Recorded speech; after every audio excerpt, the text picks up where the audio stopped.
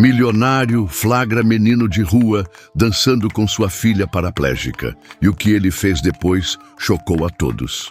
A mansão branca de 3 andares, cercada por muros altos e um jardim impecável, era como um monumento silencioso à riqueza.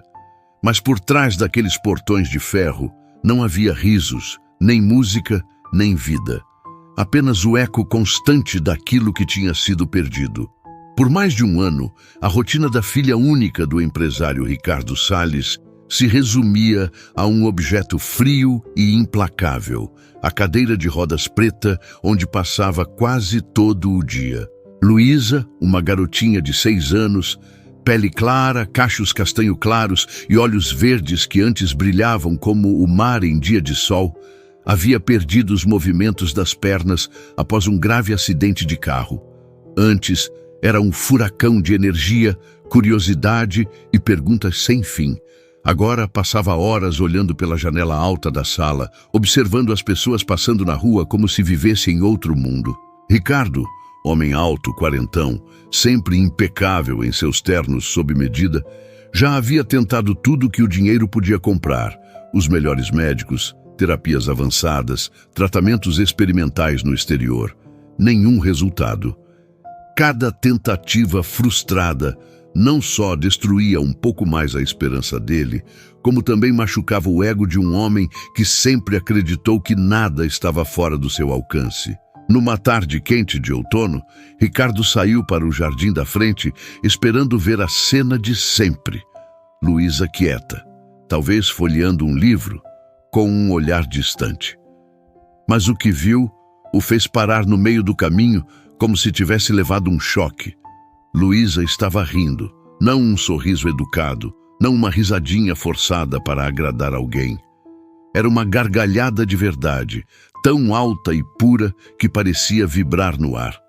Suas mãos batiam palma rapidamente, o rosto iluminado como ele não via desde antes do acidente. E na frente dela estava um menino. Devia ter uns 10 anos, pele morena queimada de sol, pés descalços, cabelo preto e encaracolado, rebelde. Usava uma camiseta velha, desbotada e um short surrado, largos demais para seu corpo magro. Os joelhos arranhados, tornozelos empoeirados. Mas os olhos brilhavam com uma malícia boa, de quem sabe arrancar sorriso até de pedra. O menino dançava, mas não como qualquer dançarino que Ricardo já tinha visto. Fazia passos exagerados, pulava de um lado para o outro, girava os braços em formas engraçadas, fingia escorregar, se recuperava dramaticamente e apontava para Luísa como se a desafiasse a não rir. Ela ria mais ainda. O primeiro instinto de Ricardo foi a raiva. Aquele era seu jardim privado. Como aquele garoto tinha passado pelo portão? Onde estava o segurança? Deu um passo à frente, os sapatos de couro afundando levemente na grama, pronto para interromper. Mas parou. Luísa não estava só assistindo. Ela se inclinava para a frente na cadeira, as costas retas, os olhos vivos. Tentava imitar com os braços alguns movimentos do garoto. Os dedinhos dos pés, que costumavam ficar imóveis, se mexiam dentro da sandália aberta. Era a primeira vez em meses que ele a via tão envolvida com alguma coisa. O menino percebeu a presença dele. Por um segundo, seus olhos se encontraram. Ricardo esperava que ele fugisse. Mas não. O sorriso do garoto aumentou. Ele girou em um grande círculo e fez uma reverência como um artista no final de um espetáculo. Luísa aplaudiu ainda mais animada. Ricardo se escondeu atrás de uma coluna de mármore. Não queria interromper aquilo. Não agora. Havia algo acontecendo ali, algo que ele não entendia, mas que sabia que não podia destruir. O garoto intensificou a dança, rolando na grama, saltando de volta em pé, sempre mantendo contato visual com a menina.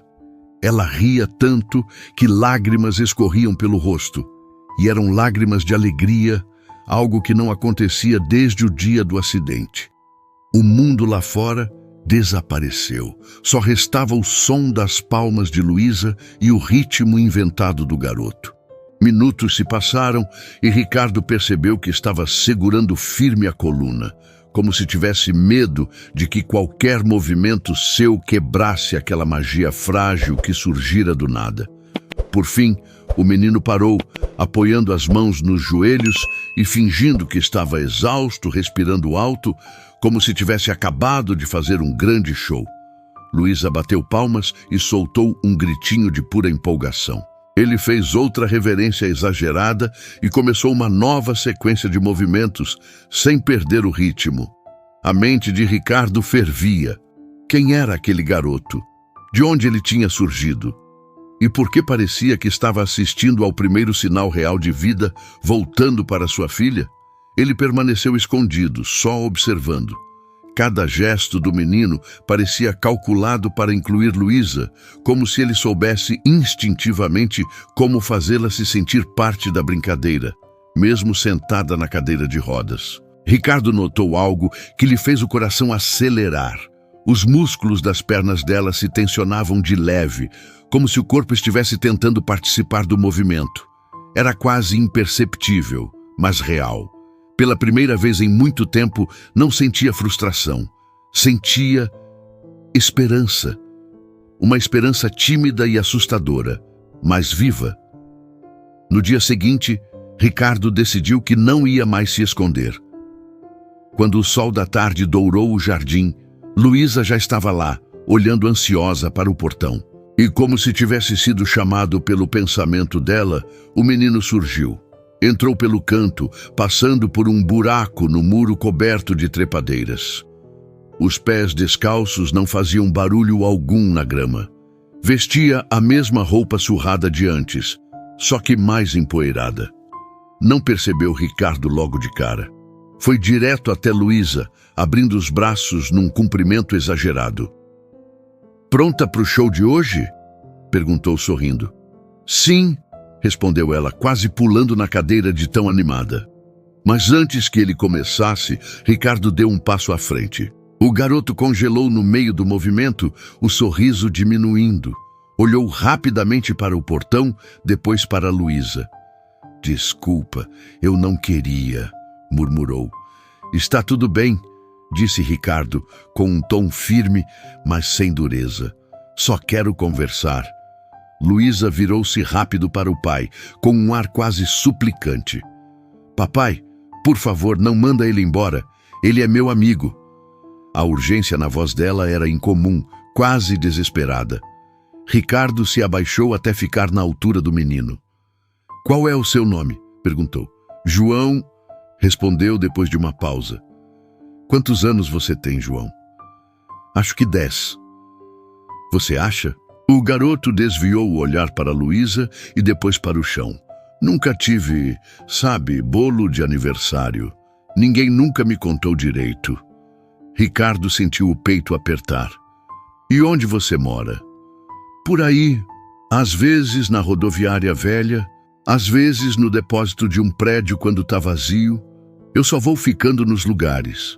Luísa ouvia tudo, os olhos arregalados e as mãos segurando firme os braços da cadeira. "Ele não é mau, papai. Ele me faz feliz." Ricardo olhou para ela. As bochechas coradas, a postura mais ereta. Ela não estava só defendendo o amigo. Estava defendendo o que ele representava. "O que você estava fazendo ontem, João?" perguntou. "Por que veio aqui?" "Eu estava passando", disse baixinho, "e ouvi música vindo do seu jardim. Vi ela ali, sozinha, e ela parecia triste. Aí eu comecei a dançar, só para ver se ela ria, e ela pediu para eu fazer mais. Então eu vim mais perto. Não estava tentando roubar nada, senhor." A voz dele vacilou. É que parecia que ela estava precisando. Ricardo ficou em silêncio, encarando-o. Depois voltou-se para a filha. "E você, minha princesa? Como está se sentindo agora?" "Feliz", respondeu sem hesitar.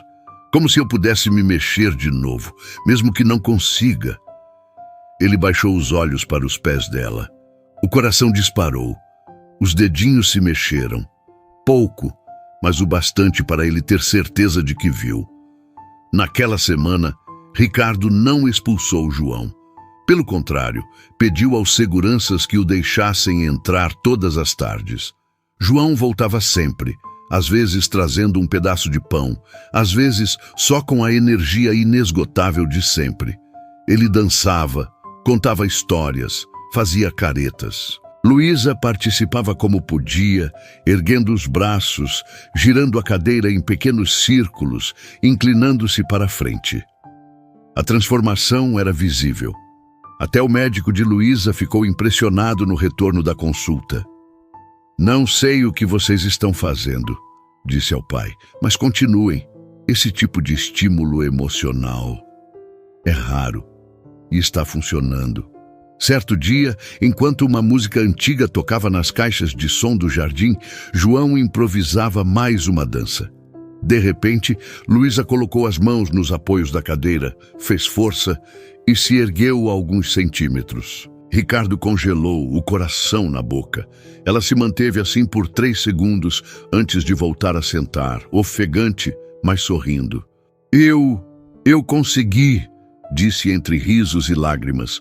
João gritou de alegria, girando como um peão antes de se ajoelhar ao lado dela.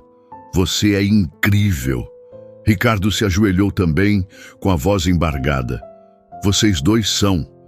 Naquela noite, depois que Luísa adormeceu, Ricardo encontrou João sentado nos degraus dos fundos da casa, olhando para o céu. "Você não pode continuar vivendo assim", disse o empresário. João deu de ombros. "Vivi minha vida inteira desse jeito." "Não mais!" A voz de Ricardo saiu firme. "A partir de hoje você vai morar aqui, vai ter um quarto, comida, roupa, vai estudar, vai fazer parte da nossa família." O garoto o olhou, surpreso. "Por quê? Você nem me conhece direito." "Porque você deu para minha filha algo que nenhum médico, nenhuma terapia, nenhum dinheiro conseguiu dar.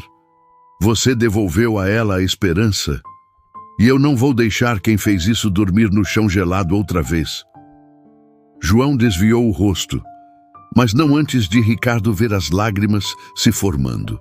No dia seguinte, o jardim parecia outro. João dançava, Luísa aplaudia e Ricardo assistia, com um sorriso discreto. Pela primeira vez em muito tempo, aquela mansão não parecia um mausoléu silencioso, parecia um lar. E se fosse você no lugar do Ricardo, o que faria? Acredita que um simples gesto pode mudar uma vida? Quero muito ler sua opinião aqui nos comentários. E se essa história tocou seu coração, deixa o like e se inscreve no canal para acompanhar outras histórias emocionantes como essa.